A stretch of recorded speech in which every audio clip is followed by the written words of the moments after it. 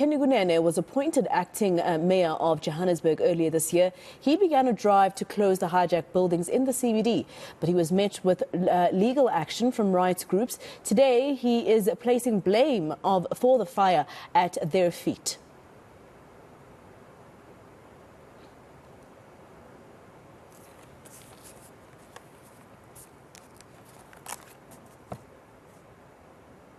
All right, we'll try and get that snippet of what Kenny Kunene said a little earlier on to our team on the ground. He is blaming legal teams as well as civil society organizations for what's happened there.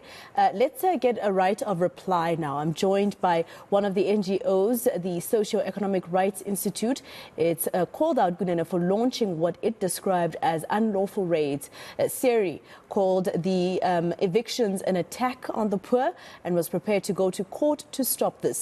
The company's Research and Advocacy Officer, Edward Molopi, is on the line for us now, but I need him to hear for himself what Kenny Kunene said to the team on the ground, and that was with Gareth Edwards a little bit earlier on, just so he can respond to that. Let's quickly just remind you of what Kunene said. Unfortunately, I was attacked, not by yourself, but other media houses attacked me. They called for me to be arrested. I have no Ubuntu. I want to evict people.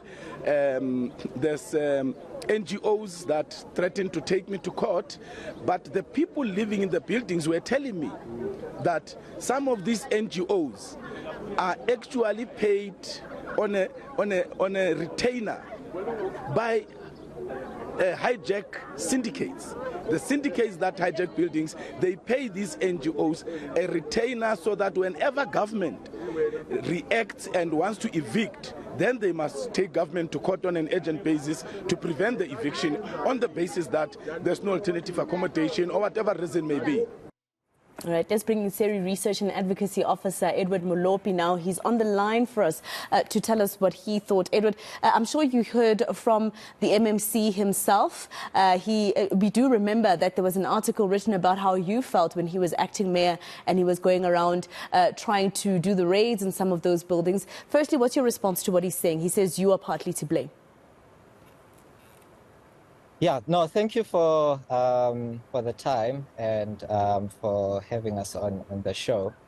Yeah, I mean, I think there are a number of statements that he's made that are just unfounded. And yeah, I mean, so I think what we were challenging at the time when he came was that he was basically going in there and proposing to do unlawful raids